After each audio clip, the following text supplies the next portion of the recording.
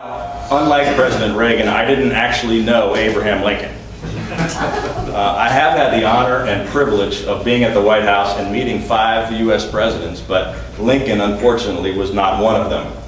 But let me share a story with you about a man who faced unbelievable challenges and who never backed down. A man who had every right to be discouraged, but never gave up. He came from a poor background and he had little formal education, but he worked hard to overcome it. When he completed his military service, he decided to try his hand at politics, and he ran for a seat in the state legislature, and he was soundly defeated. So he opened a store, but it quickly went bankrupt, and he spent the next 17 years of his life paying off the debts from that bankruptcy. And then he ran for the legislature again, and this time he was elected. But 4 years later, when he ran for speaker again, he was defeated. So he went into business again, and again it failed. Meanwhile, he fell in love with a young woman, but had to endure the ordeal of watching her die from typhoid fever. A year later, he suffered a serious nervous breakdown. When he recovered, he ran for office again, for elector, and again he was defeated. He sought a job as a federal land officer, and he failed to get the job.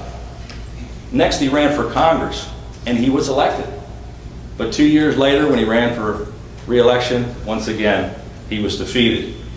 Later, he ran for the U.S. Senate, and although he captured the attention of the entire country, he lost that race as well. Next, he was nominated for vice president. But on the final ballot, his own political party rejected him and instead chose a complete political unknown.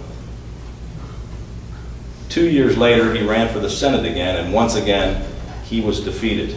You talk about discouragement. I mean, he earned the right to be discouraged, don't you think? It kind of sounds a little bit like being a Republican in Maryland, doesn't it? But still, he didn't give up. He just kept right on fighting, day in and day out, for those principles that he believed in. So what happened to him? Well, 2 years later, he was elected President of the United States.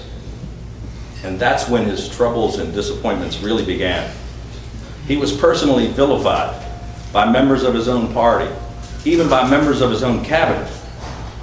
He was hated by a great many Americans because he didn't take the easy course. He just did what he thought was right, regardless of the political or personal consequences.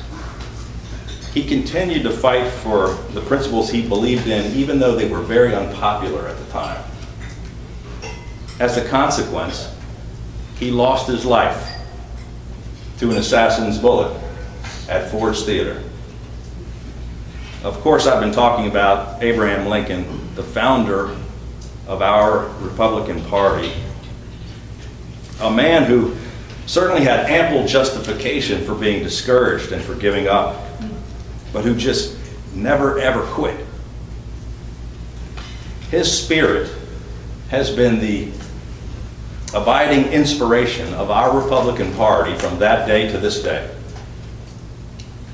Ladies and gentlemen, you and I can keep that spirit alive by not giving up the fight and by working tirelessly between now and November and the next election after that in 2014 to overcome the odds and to get some good Republicans elected here in Maryland.